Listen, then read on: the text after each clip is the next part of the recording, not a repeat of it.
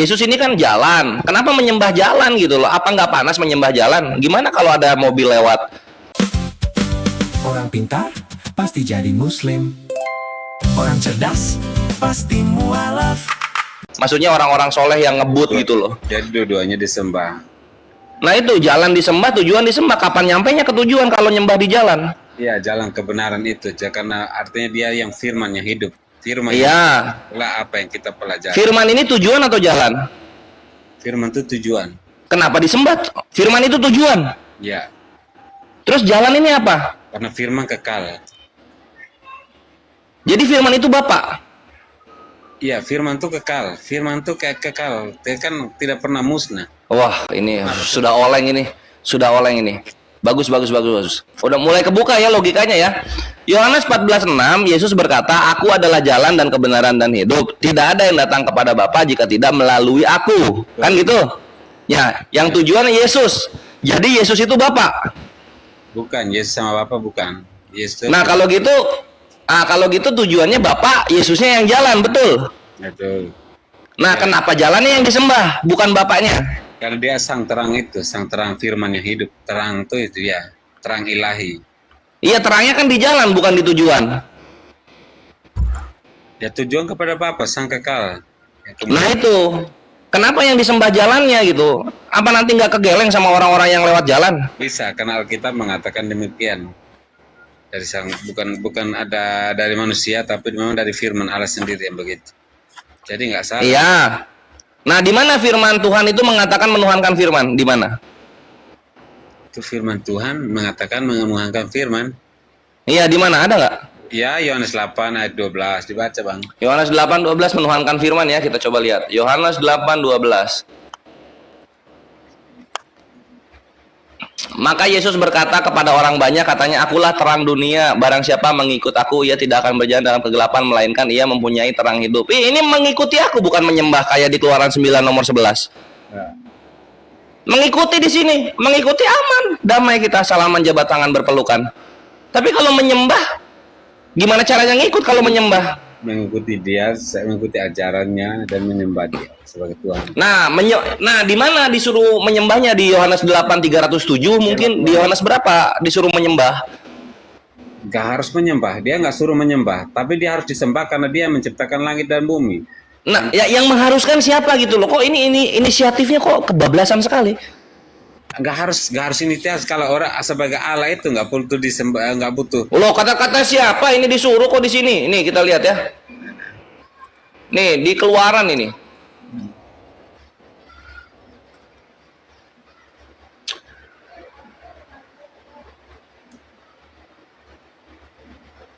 Di Keluaran ini misalnya ya.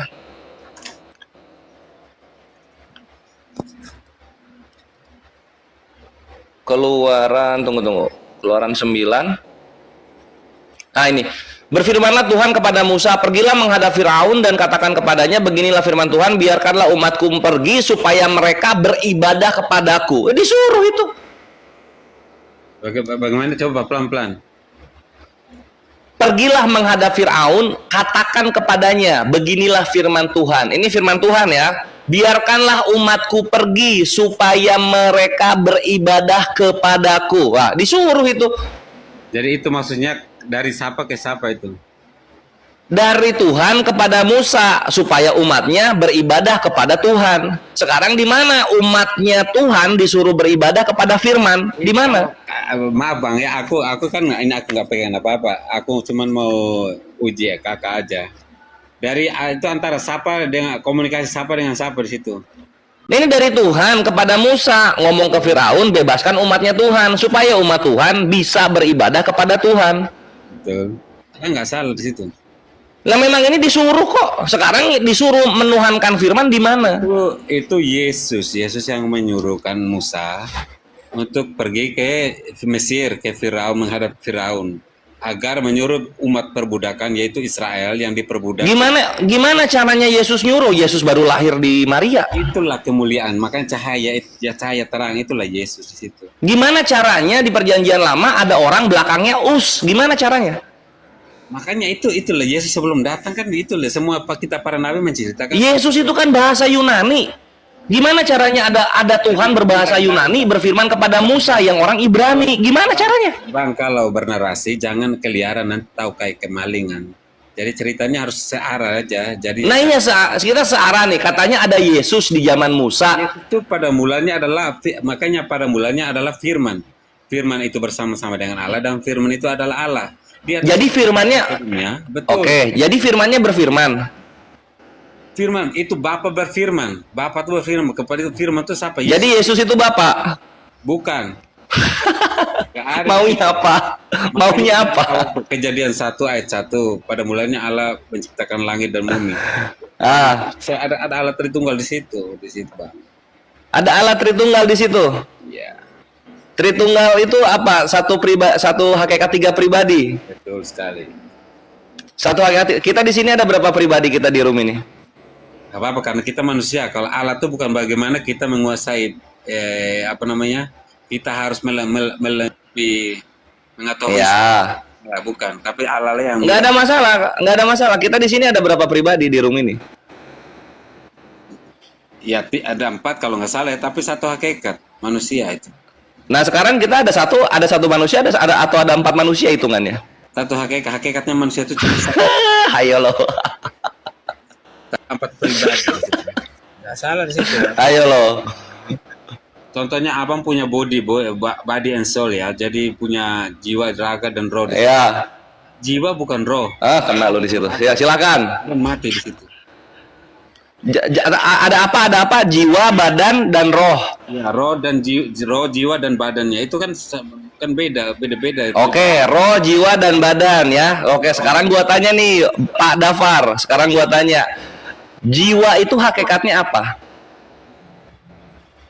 Jiwa tuh hakikatnya roh dia. Hakikatnya roh. Berarti bukan manusia dong kalau jiwa. Ya badan lah manusia lah. Badan hakikatnya manusia, jiwa hakikatnya roh gitu kan. Sekarang ini ada 2 hakikat, 2 pribadi jadinya, bukan satu hakikat 3 pribadi. Salah contohnya kalau gitu. Salah contohnya. Waduh, terdiam. Jadi makanya gini, Dafar, sebelum ke Tritunggal, pahami dulu, kalau sudah dibilang ada 3 pribadi, artinya ada 3 Tuhan. Kalau ada 3 Tuhan, itu bertentangan dengan Markus 12:29, Tuhan itu satu. Selamat datang di kebenaran. Kitab itu tidak pernah bertentangan. Seumur hidup saya itu nggak pernah bertentangan. Semuanya kena selalu di hati dia, nggak pernah. Bible itu kalau kita baca memang nggak bertentangan antara konsep ketuhanannya. Tapi kalau udah masuk Bible dan Kristen, bertentangan baru di sana. Yang di mana? Yang pertentangannya di mana? Coba satu aja tunjukin. Sekarang gini, gua tanya sama orang Kristen, Tuhan kelihatan nggak? Tuhan nggak kelihatan. Lah terus Yesus ini bukan Tuhan dong kalau gitu, thank you. Kenapa? Kalau Tuhan nggak kelihatan, ya Yesus bukan Tuhan dong. Sebagai manusia harus kelihatan. Tapi harus disembah gimana? Sekarang kan udah kan kembali ke kemuliaannya, zamannya sebelum kedatangan. Oke, ini diulang dulu dikit. Tuhan nggak kelihatan, oke. Sekarang ini gua pur ya, ini gua pur. Tuhan pernah kelihatan nggak? Pernah kelihatan. Pernah kelihatan, oke. Kita coba. Pernah kelihatan. Coba kita lihat sama Paulus ya, perkataan Paulus. Coba kita lihat. 1 Timotius 1:16. Enggak. Tapi iya deh, 1 Timotius. Bang, bentar Bang. Siapa namanya panggil Bang? Sebelum bantu. Saya Sukijat. Siapa? Sukijat. Ya, Pak Bang saya panggil Bang Sugi aja ya. Sukijat dong, jangan dirubah nama orang. Tidak, maksud itu saya kan ya nggak apa-apa Bang Sugijat apa. Tadi kan bilang Sukijat. Bang Sugijat itu kalau iya. Tadi bawa apa surat apa? Di mana? 1 Timotius 1:16. Ya, tapi nanti saya jawab lagi dengan surat Paulus. Jangan marah ya, nanti jangan bilang surat Paulus ya. Enggak, aman. Sukijat itu tokoh favoritnya di Bible itu Paulus. Jangan aman. Anda gitu maksudnya. Enggak gue standarnya 3 pribadi. Jadi enggak ganda, lebih. Di 1 Timotius 6:16 dikatakan begini, dialah satu-satunya yang tidak takluk kepada maut, bersemayam dalam terang yang tak terhampiri, seorang pun tak pernah melihat dia. Katanya Tuhan pernah kelihatan. Ini dibilang seorang pun tak pernah melihat dia. Wah, terdiam lagi. 2 kali terdiam.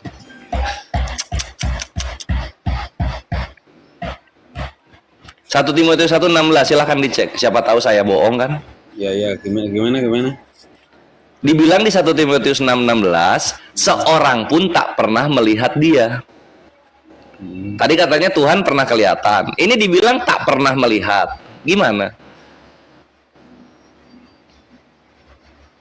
Ya bacanya kan jangan cuma dari mana ke mana dulu kan.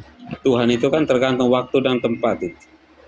Ya kalau tergantung waktu dan tempat, kenapa di sini nggak pernah kelihatan dibilang? Katanya pernah kelihatan. Itulah kenapa gue bilang Pak Dafar, kalau Bible-nya sendiri konsep ketuhanan sama, tapi kalau udah ada Kristennya, Bible dan Kristen, di situ bentrok. Kan itu kan makanya lihat dari konteksnya apa. Karena masalah rasul-rasulnya kan ada saksinya. Mereka bersama-sama di zamannya Yesus. Kan kelihatan. Kalau udah perkara pernah, artinya perkara waktu. Kan gitu. Nah sekarang perkara waktu Tuhan pernah kelihatan, Kristen dan Bible bertentangan.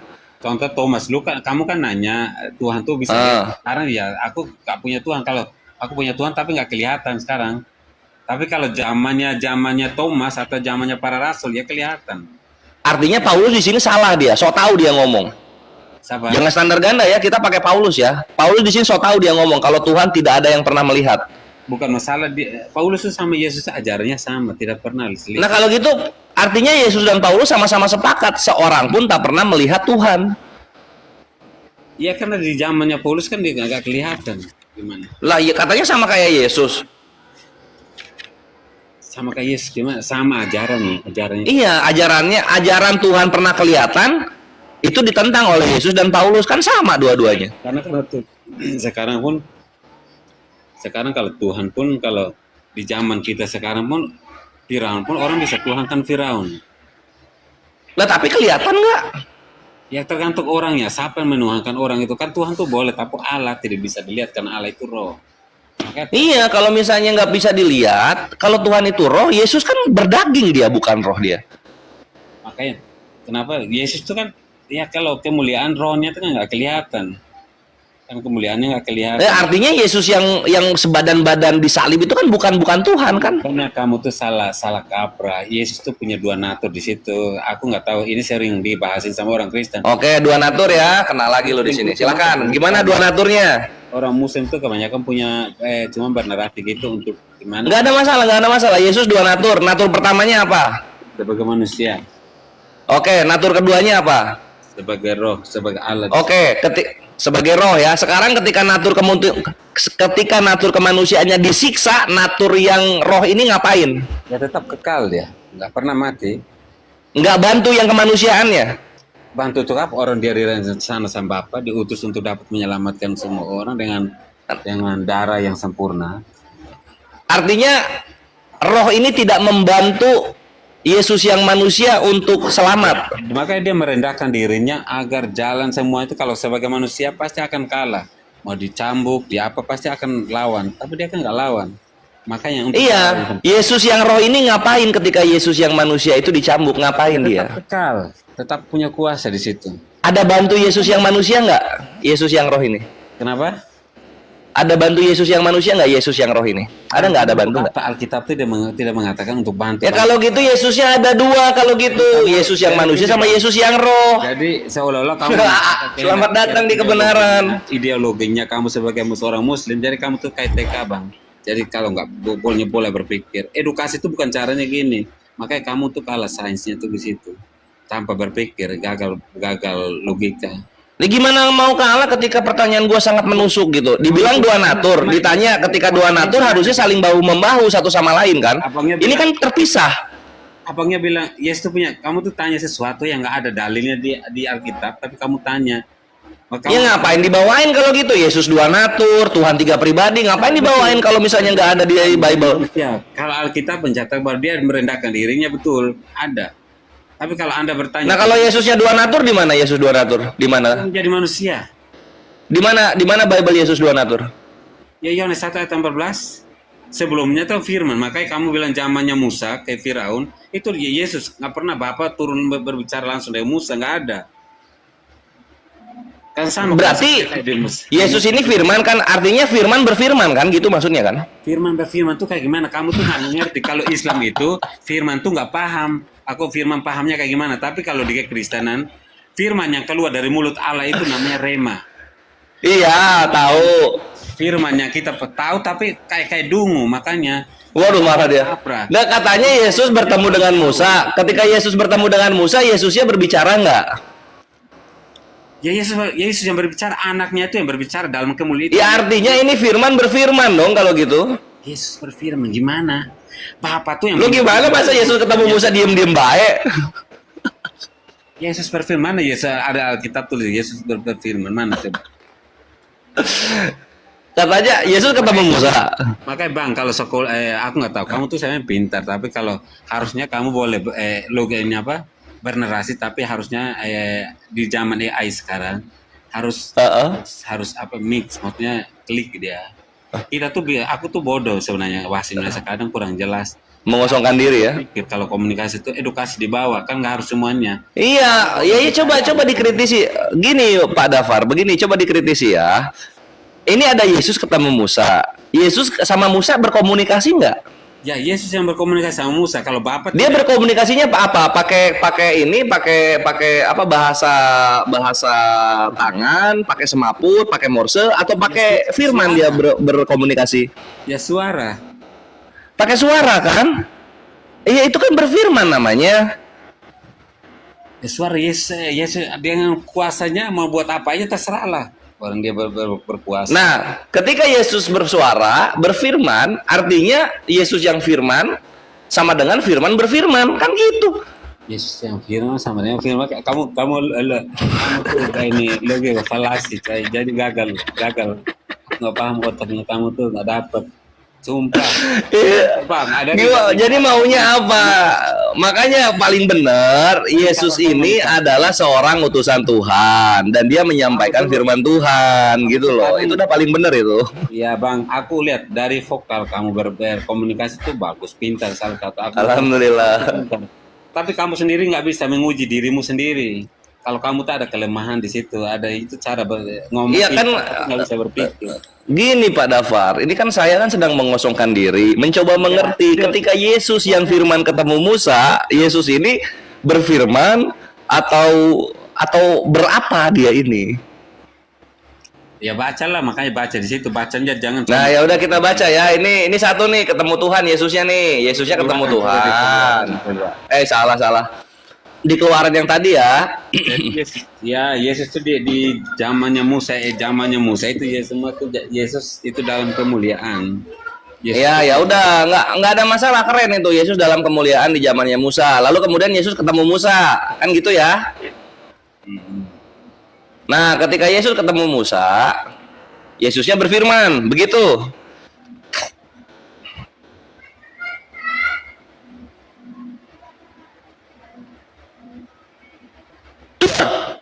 Yesusnya ngapain? Waktu ketemu Musa, Yesusnya ngapain?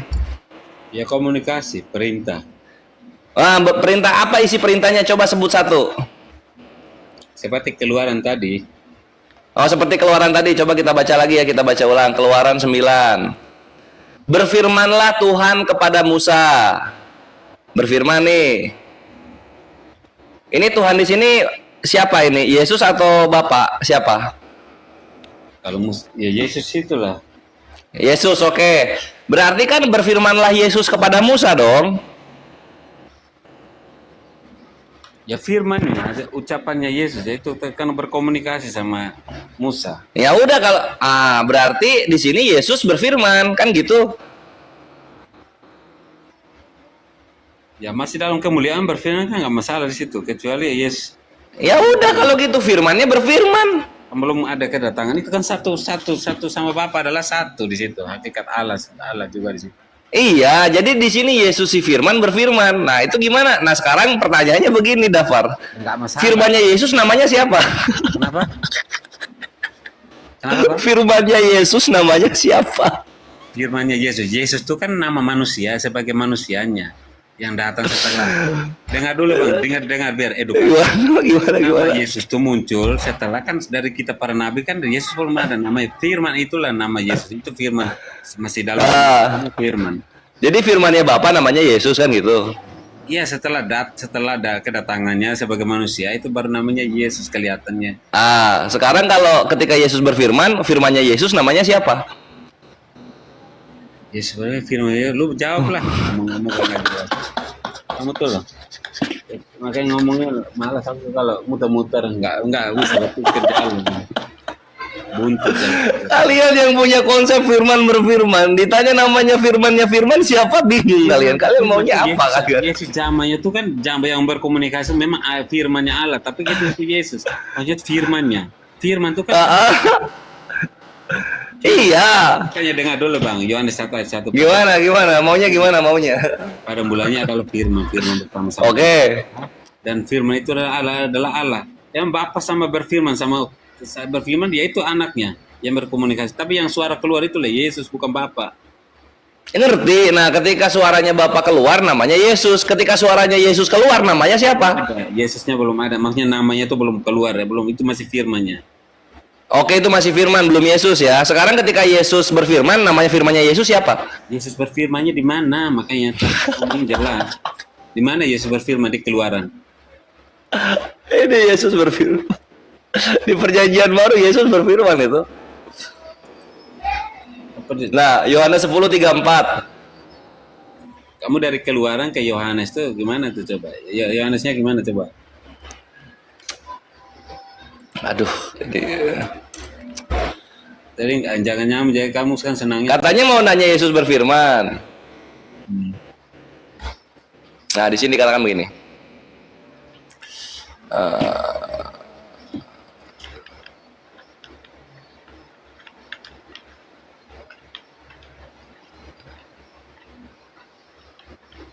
Jadi nggak ngerti kalau kamu ya Bang, aku mau tanya, kalau kamu firman tuh di Yohanes 10:34. Yohanes 10:34. kenapa? Tidakkah ada tertulis dalam kitab Taurat kamu, aku telah berfirman kamu adalah Allah? Betul. Itu, terus ini juga Yesus ngomong firmanku dia. Tunggu ya, firmanku mana dia? Makanya kamu harusnya baca itu benar. Jadi kebagaimana Allah di Kristen itu seperti itu. Iya, makanya nama firmannya Yesus siapa? Makanya Yesus pernah mengatakan seluruh kitab para nabi, kitab Mazmur dan kitab raja-raja para nabi tertulis tentang dia. Itu dia. Nah, di sini juga nih Yohanes 8:43, apa sebabnya kamu tidak mengerti bahasaku sebab kamu tidak menangkap firmanku. Itu Yesus berfirman di situ. Nah, nama firmannya Yesus siapa? Ya ajarannya yang tertulis yang pernah diperintah. Iya, namanya. Oke, namanya siapa? Nggak ada nama di situ, nama firman apa? Lo gimana?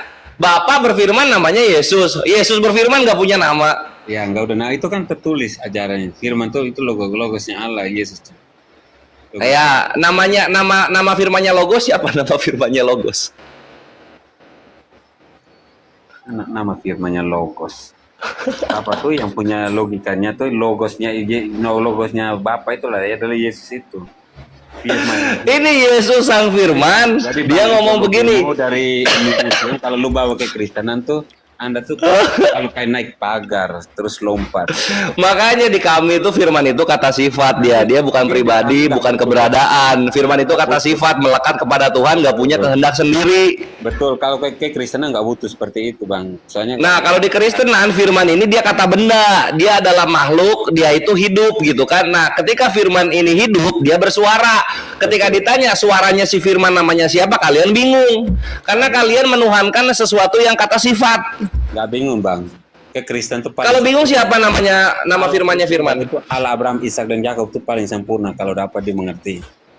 Kalau sempurna cukup satu lah. Kalau tiga itu saling menyempurnakan namanya. Kebenaran Allah cukup satu, itu orang salah itu pengakuan. Berarti itu adalah iblis. Loh, tadi Dafar ngomong sendiri, katanya Tuhan itu tiga pribadi. Allah yang butuh pengakuan berarti Allah tuh lemah. Kalau Allah yang nggak butuh pengakuan tuh Allah tuh kuat, kan dia hebat. Nah, terus ngapain Tuhan di perjanjian lama ngomong akulah aku? Itu kan ngaku-ngaku dia. Akulah Allah, betul. Dia udah nggak pernah nggak bilang harus butuh disembah, harus butuh ini. Loh, itu tadi baru dibaca, tadi Keluaran 9 nomor 1. Biarkanlah umatku pergi supaya mereka beribadah kepadaku. Ya itu ngapain itu? Pada Musa karena udah jatuh dalam Itu bukan minta-minta disembah itu. Karena betul, karena perjanjiannya. Betul, itu nggak perintah. Makanya dia perjanjian yang kekal itu kepada siapa? Makanya jangan kaprah bang, kepada bangsa Israel. Dia nggak lihat. Iya gitu. Artinya apa? Yang namanya Tuhan pasti mendeklarasikan kepada umatnya untuk menyembah Tuhan yang benar, yaitu dirinya sendiri, kan gitu. Ya kan kamu kan Nah. selalu bilang Tuhan mana? Tuhan bilang Yesus mengatakan akulah Tuhan. Nggak butuh gitu. Kan ngapain? Ya kalau nggak gitu namanya dilantik dong. Siapa? Yesusnya. Kalau misalnya dia tidak mendeklarasikan dirinya Tuhan, tapi dianggap Tuhan, itu namanya pelantikan, bukan pengakuan. Dialah Alfa dan Omega itu. Alfa Omega A sampai O, Z-nya mana? Dialah Alfa dan Omega itu bang. Nanti dia, Iya, Alfa dan Omega. Alfa dan Omega, A B C D E F G H I J K L M N O, baru 15, belum sampai ujung. dialah hakim yang adil dan dia yang nabi terakhir dan dia akan datang untuk menghakimi seluruh umat manusia. Ya. Menghakimi seluruh umat manusia. Kenapa dihakimi? Bukannya udah ditebus dosa? Jadi dia tebus dosa, jadi nggak ada ditebus dosa gitu. Makanya Anda tuh terlalu jauh bang. Dulu ngapain disalib kalau nggak ada penebusan dosa? Wahyu Ngapain disalib? yang datang yang kedua kali lagi, bukan datangnya bukan setelahnya tapi sebelum. Yang pertama kenapa? Yang pertama ada masalah apa sampai datang 2 kali? Yang pertama kenapa? Miskom. Kenapa? Ya pertama untuk menggenapi. Menggenapi. Kenapa nggak habis di yang pertama? Kenapa? Nah, tadi untuk seluruh kita para nabi untuk dapat digenapi tertulis tentang dia. Apa yang tertulis sebelumnya dan datanglah dia untuk dapat digenapi dan dapat dipercaya saksi hidup. Iya kak. Iya kenapa nggak sekali jadi? Ada masalah apa yang pertama? Ada masalah. Coba tanyalah kepada Allahmu. Aku betul. Kalau aku kayak Mau nanya kepada Tuhan kami. apa bedanya kamu sama Hindu Buddha? Kan nggak ada bedanya juga bang. Loh, beda jauh dong. Sekarang dari semua Tuhan yang ada di muka bumi, Tuhan-Tuhan yang ada di muka bumi, Tuhan yang benar itu tidak mampu digapai oleh penglihatan mata. Semua Tuhan di muka bumi itu ada bentuknya. Iya kan? Coba Hindu, Buddha, Konghucu, Kristen, ada bentuk Tuhannya. Jangan sedih, memang kenyataan. Memang begitu. Jangan sedih, kenyataannya begitu. Jangan apa bang? Jangan sedih. Siapa? Tadi Pak Dafar. Mana? Kamu lihat orang Kristen tuh mana pernah cengeng? Nggak pernah cengeng bang. Karena kebenaran itu mendatangkan kekuatan dan bimbingan dari Roh itu. Aku orang di mana orang Kristen nggak pernah lemah-lemah. Ini kalau gue tanggapin out of topic ini, coba biarin dulu ya. Gitu kan? Nggak pernah. Mm-mm. Hidup tuh hanya. Gurunda udah ready, Gurunda. Ini ada apa? Pak Dafar kayaknya beliau ini jajaran kependetaan. Gurunda? Bukan. Makanya kamu tanya orang kekristenan itu orang hidup kuat karena hatinya bergerak karena kebenaran itu untuk mengalahkan segala sesuatu. Karena hidup Iya, kuat merantau ya. Jadi udah ketemu nama firmannya Yesus, udah ketemu belum? Yesus nggak punya firman tuh. Yesus nggak punya firman. Berarti ketika Yesus berkata-kata kepada muridnya bahasa ini ya. Di mana tinggalnya bang? Bang tinggal di mana bang? Jakarta. Jakarta mana? Sekali-sekali ngopi lah. Oh, Jakarta juga Pak Dafar? Aku Jakarta, Jaksel. Oh ya udah, inilah apa DM lah, kita ketemuan ngobrol. Aku di DM sama si apa namanya? Ladusing ya, bukan. Loading. Betul. Ketemuan nggak? Belum, katanya mau ketemu tapi dia masih keliling berapa pulau ya, mana dari. Oh, mantap. Ya wes lah, nanti mungkin kalau udah janjian sama Loading, aku ada di sana juga paling supaya sekali ketemu. Jakarta mana, Bos? Aku di Jaksel, Jagakarsa. Jakarta Selatan juga. Iya. Loh, ini Pak Dafar di Jakarta Jaksel mana? Mega Kuningan. Oh, Mega Kuningan. Eli tuh mantap. Iya, daerah situ. Ngopi-ngopi. Ya udah, aku kayaknya kalau nanya lebih jauh lagi oleng nanti sama keimanannya Pak Dafar. Pak Dafar lah nanya Islam lah. Enggak usah bang, ada bang tuh biasa ini santai lah, mumpung lagi ini di jam istirahat aja. Oh gitu. Oh ini masih sambil kerja ya? Iya, nanti malam aku mau closing dulu, ada perang selesai, mau closing dulu, mau lanjut kerja dulu, ntar lagi pulang. Oh iya, selamat. Ya. Ya siap, selamat melanjutkan kerja. Semoga hidayah Allah sampai kepadamu ya Pak Dafar. Amin. Terima kasih bang, terima kasih buatnya. Amin nggak? Amin. Amin, Allahumma amin. Mantap.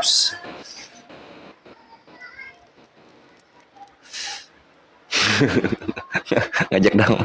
Kalau udah ngajak damai udah ikhwan. Al-Baqarah 192. Dan jikalau mereka berhenti, maka sesungguhnya Allah Maha mengampuni. Ya udah beres aja udah gitu. Jadi untuk kawan-kawan Kristen ya percayalah, kalian mau lompat topik, Kores itu selalu ada pertanyaannya untuk setiap doktrinal yang kalian bawakan. Selalu ada pertanyaannya. Kalian ke Tritunggal kita tanya pribadinya, kalian kedua natur kita tanya kerjasama naturnya gitu. Kalian mau kemana? Kalian mau Tuhan itu nggak minta disembah, kita tanyakan kenapa di perjanjian lama kok disuruh menyembah gitu. Mau kemana kalian? Kalian mau kemana? Selalu ada kenapanya untuk kalian itu gitu. Ya karena itulah Islam gitu. Islam itu selalu menuntun secara nggak langsung kepada kalian untuk kembali kepada apa yang diperintahkan Tuhannya.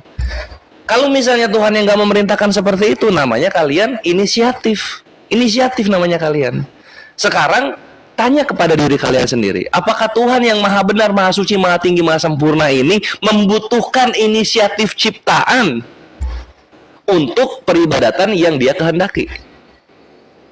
Enggak. Ngapain kalian inisiatif? Kalian aja diciptain kok sosok inisiatif.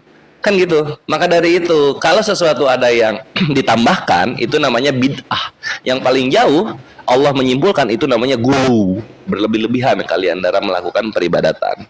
Itulah kenapa ya, ikhwan, dalam Islam itu syirik itu dibagi 4 gitu. Ada syirik muqoto'ah, ada syirik mahabbah, ada syirik takut, ada syirik satu lagi apa? Aduh lupa aku. Ada syirik yang gede gitu kan. Nah ketika kalian syirik dalam kecintaan gitu, mencintai berlebih-lebihan sehingga cinta kalian kepada makhluk itu melewati cinta kalian kepada Khalik, kena kalian di situ. Kena kalian di situ gitu. Bikinlah kalian konsep-konsep yang aneh-aneh, nyeleneh gitu, nggak diperintahkan Tuhan gitu. Tuhan itu punya pribadi lah, bahkan pribadinya tuh lebih dari satu lah. Ciptaannya ada yang punya apa? Esensi Tuhan lah. Wah, susah.